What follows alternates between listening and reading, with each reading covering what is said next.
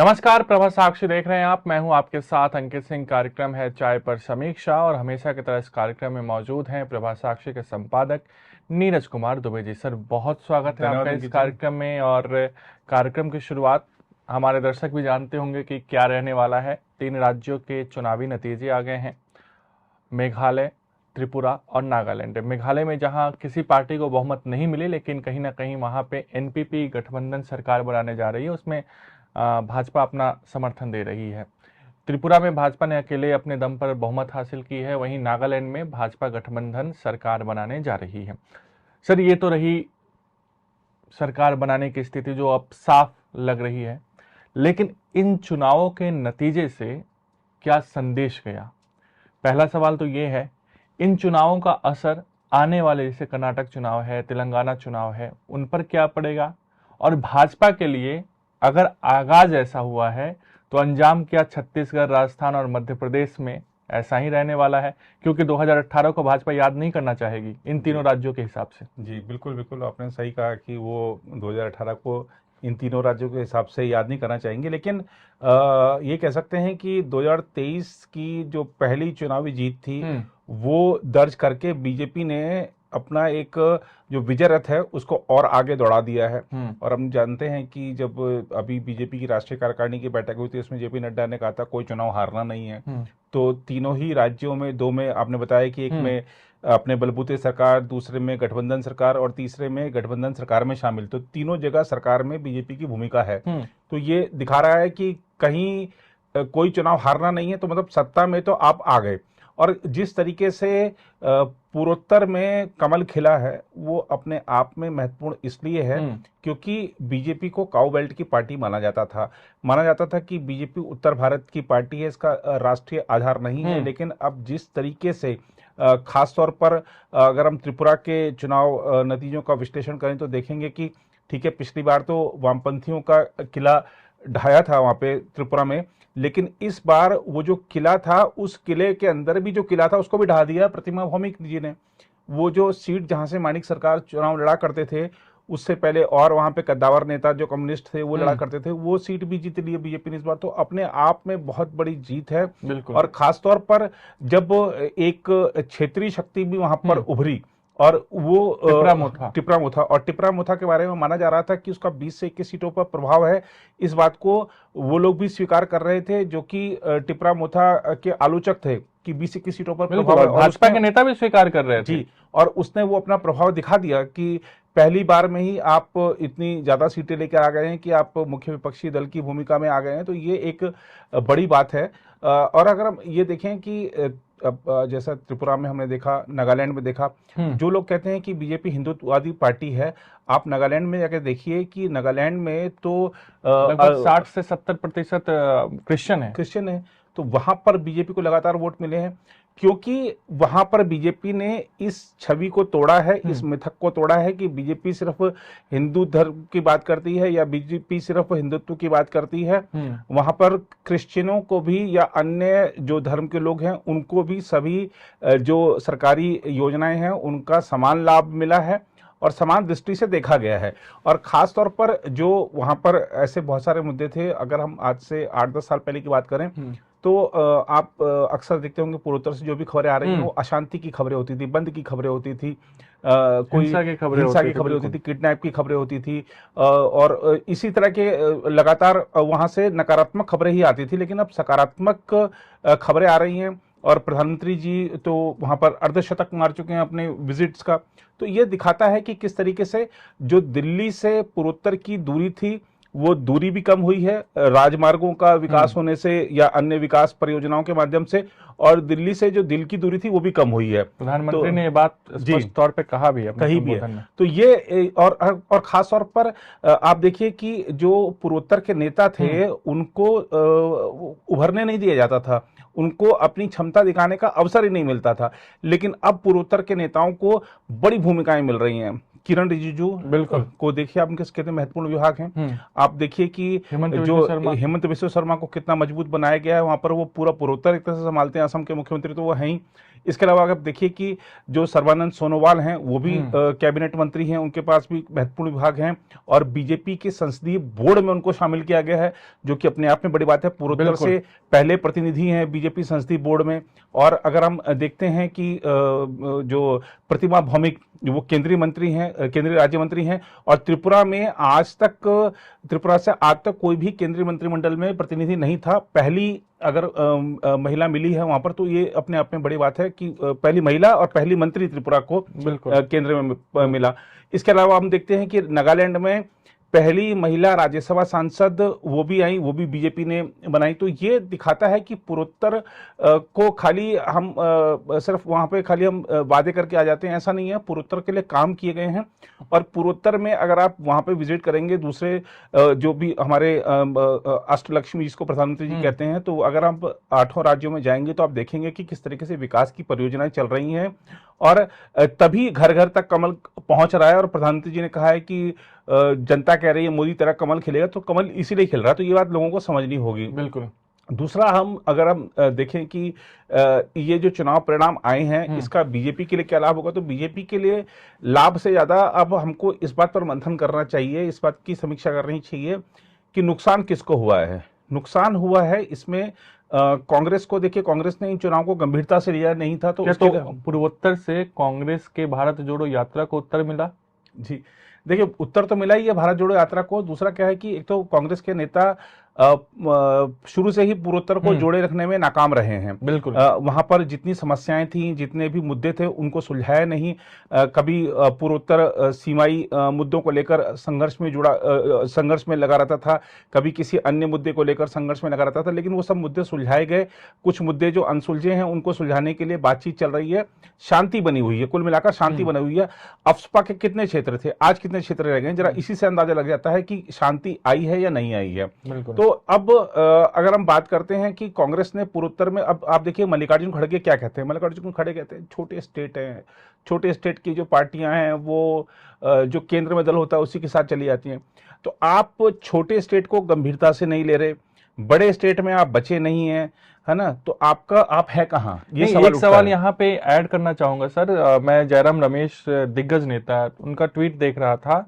ऐसा लग रहा था कि महाराष्ट्र के एक सीट जो कस्बा पेट सीट है वहां पे उपचुनाव में उनको जीत मिली, उनकी पार्टी को। बंगाल में एक सीट पर जीत मिली और तमिलनाडु में एक सीट पर जीत मिली। वो 3 सीटों के उपचुनाव पर मिली जीत उनके लिए उन 3 राज्यों के चुनाव परिणाम से ज्यादा महत्वपूर्ण है, ऐसा उन्होंने ट्वीट करके बताया है। जी, नहीं, वो यही जो चीज है कांग्रेस को वो धरातल से हटाकर रसातल में ले जा रही है। अब आपको ये देखना चाहिए कि चलिए ठीक है कि हम अभी इस पे बात पे कस्बा पेट पे भी आते हैं। लेकिन अगर हम बात करें तो ये जो चुनाव परिणाम थे इसलिए भी कांग्रेस के लिए निराशाजनक रहे, क्योंकि कांग्रेस ने वहां पे प्रचार ही नहीं किया। त्रिपुरा में कांग्रेस का कोई बड़ा नेता गया ही नहीं। जब बहुत ज्यादा आलोचना हुई तब मेघालय और नागालैंड में अंतिम चरण में राहुल गांधी और मल्लिकार्जुन खड़गे और कुछ एक और नेता पहुंचे थे। लेकिन शून्य पर सिमटना था तो शून्य पर सिमटे। कांग्रेस पिछली बार मेघालय में 21 थी, अभी 5 पर आ गई है।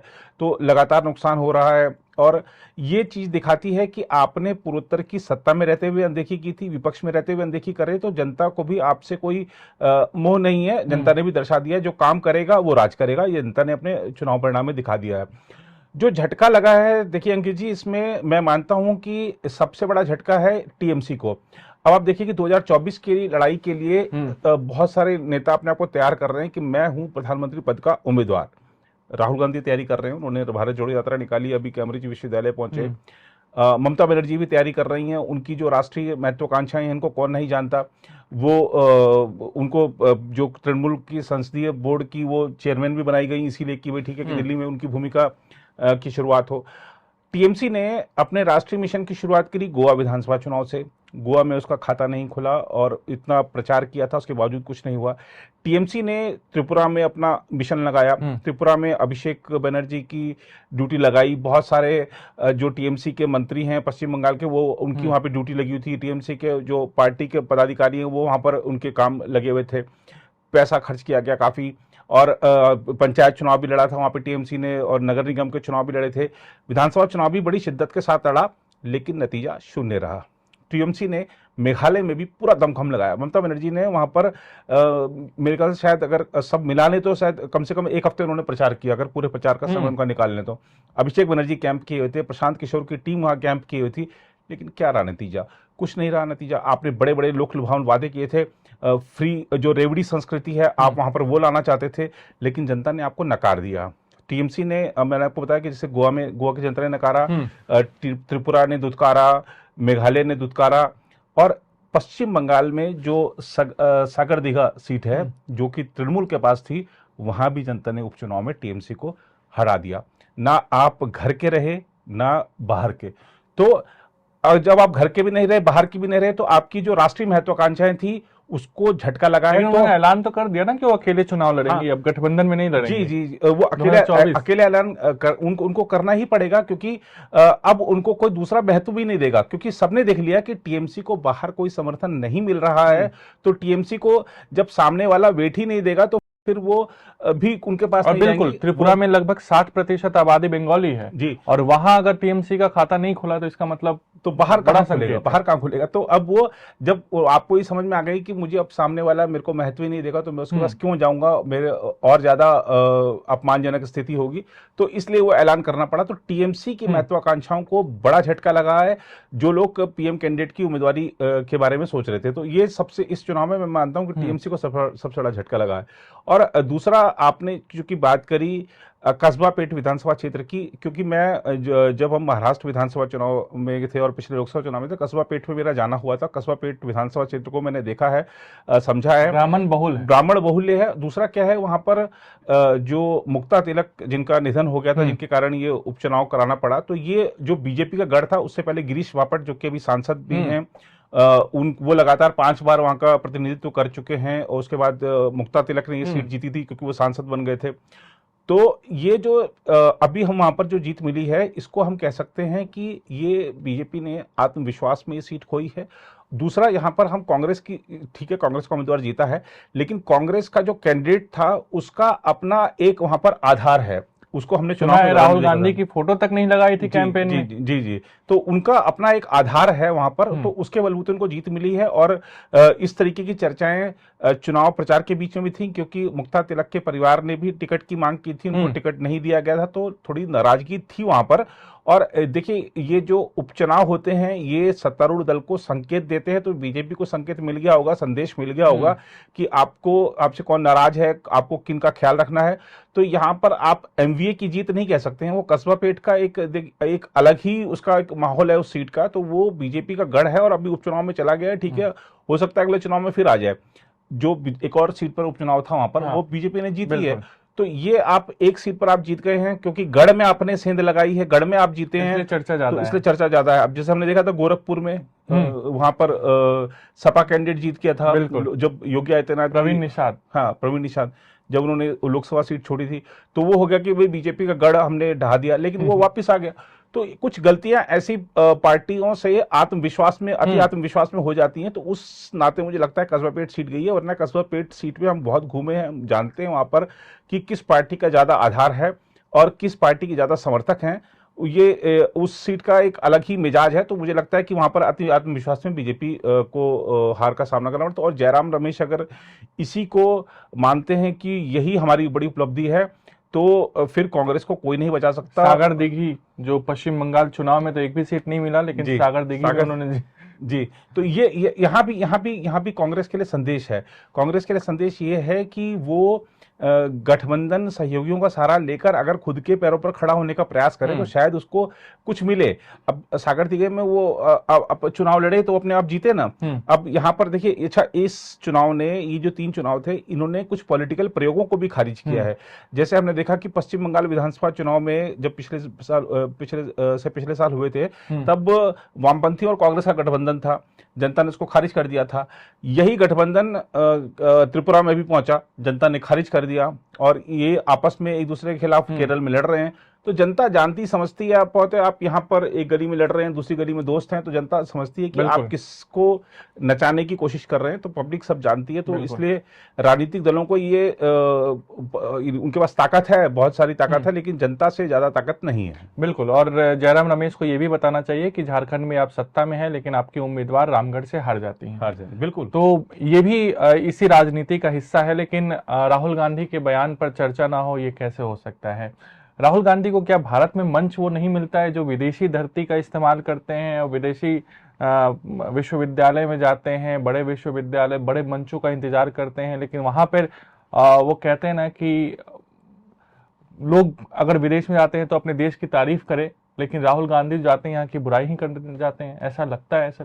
नहीं, देखिए, वो राहुल गांधी जी की ये अब लगभग आदत बन चुकी है कि वो विदेशों में जब भी जाते हैं तो वो भारत की जो संवैधानिक संस्थाएं हैं, भारत सरकार, उस पर लगातार हमले करते हैं। लेकिन उनसे सवाल पूछा जाना चाहिए कि ठीक है, आप हमले करते हैं, आप कह रहे हैं कि भाई भारत में लोकतंत्र कमजोर हो रहा है, तो भारत में अगर लोकतंत्र कमजोर हो रहा है तो उसको यहीं पर रहकर और यहीं पर मेहनत करके ही उसको मजबूत करना होगा। आप विदेशी विश्वविद्यालयों में अपने संबोधनों के जरिए भारत के लोकतंत्र को मजबूत नहीं कर सकते।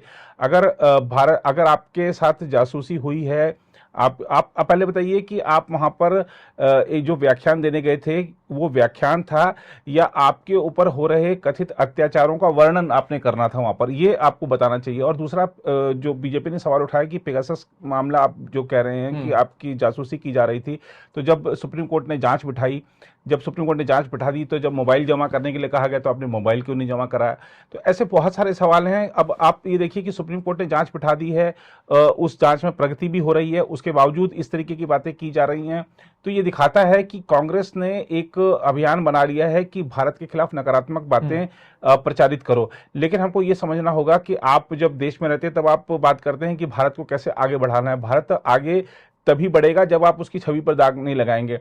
अब भारत में इतना निवेश आकर्षित हो रहा है, दुनिया के जो बड़े बड़े विशेषज्ञ आके बता रहे हैं कि दुनिया में भले मंदी हो, भले वहां पर तनाव हो, संघर्ष हो, लेकिन भारत शांति के साथ आगे बढ़ रहा है। जब दुनिया के देश ये कह रहे हैं और दुनिया के देश ये भी कह रहे हैं कि जो वैश्विक मंदी को दूर करने के प्रयास हैं उसमें से 15% तो भारत ही अकेले कर रहा है। बिल्कुल। तो ये जब भारत की इतनी बड़ी भूमिका है, भारत वैश्विक स्तर पर एक शक्ति के रूप में उभर रहा है, तब आप भारत के बारे में ऐसी बातें कर रहे हैं। लंदन के अखबारों में आज छपा होगा कि भाई G20 में जो भारत की भूमिका है लोगों ने स्वीकारी है, भारत का प्रभुत्व माना है। लेकिन आपकी भी एक खबर छपी होगी कि भारत में लोकतंत्र कमजोर हो रहा है। तो आप ये उसी समय क्यों चोट कर रहे हैं जब भारत कुछ आगे बढ़ने के प्रयास करता है? तो ये कांग्रेस को सोचना होगा, देखना होगा, समझना होगा। और देखिए, जनता सब कुछ देखती है, समझती है। सोशल मीडिया पर तमाम तरह की बातें राहुल गांधी के बयान को लेकर कही जा रही हैं। तो आप आज कुछ और कह रहे हैं, कल कुछ और कहने लगेंगे, तो आप जनता को दिग्भ्रमित मत करिए। जनता सब कुछ जानती है। मुझे लगता है कि राहुल गांधी के पास शायद सब बहुत अच्छे जो उनके सलाहकार हैं वो नहीं है। अगर विदेश जाना है और विदेश में उनको कुछ बोलना है तो उसके लिए अगर वो शशि थरूर से सलाह ले लेते तो शायद वो एक अच्छा उनको संबोधन तैयार करके दे देते या उनको गाइडलाइंस दे देते कि आप ये चीजें कहिए। अगर आप जयराम रमेश या अन्य लोगों से कहेंगे तो वो जिनके मन में सिर्फ मोदी विरोध इतना ज्यादा हो गया कि भारत विरोध पर उतर आते हैं, तो ये जो चीजें हैं वो दर्शाती हैं कि आप सही सलाहकारों से घिरे हुए नहीं हैं। बिल्कुल। हमने देखा होगा, आपको मैं ध्यान दिला दूं क्योंकि हमने शशि थरूर जी का नाम लिया, तो ब्रिटेन में ही शशि थरूर जी का एक भाषण था जो कि काफी चर्चित हुआ, जिन्होंने वहां पे अंग्रेजों को खरी खरी सुना दी थी। तो ऐसे जो ज्ञानी लोग हैं, ऐसा नहीं कि कांग्रेस पार्टी में ज्ञानी लोग नहीं है, बस उनकी सेवाएं नहीं ली जा रही हैं, उनका सही उपयोग नहीं किया जा रहा है। तो ये कांग्रेस को थोड़ा ध्यान देने की जरूरत है और अपनी रणनीति में परिवर्तन की जरूरत है। बिल्कुल। और मुझे लगता है कि कहीं ना कहीं अब कांग्रेस के लिए बड़ी चुनौतियां सामने आ रही हैं, कर्नाटक हो, चाहे तेलंगाना हो, या फिर जिन राज्यों की हमने बात की वो राज्य हों। तो देखना दिलचस्प होगा कि इस साल जो विधानसभा चुनाव होने हैं, जिसको 2024 का सेमीफाइनल माना जा रहा है, उसमें नतीजे क्या रहते हैं। लेकिन कहीं ना कहीं अब 2024 के लिए जो लड़ाई है वो साफ तौर पर दिखाई दे रही है। फिलहाल आज के चाय पर समीक्षा कार्यक्रम में इतना ही। अगले सप्ताह आपसे फिर मुलाकात होगी। तब तक मुझे यानी अंकित सिंह और प्रभा साक्षी के संपादक नीरज कुमार दुबे को दीजिए इजाजत। नमस्कार। अगर आप भी लेना चाहते हैं देश दुनिया की तमाम जानकारी तो आज ही सब्सक्राइब करें हमारे चैनल को। साथ ही नीचे दिए बेल आइकन को जरूर दबाएं ताकि हर अपडेट आप तक पहुंच सके।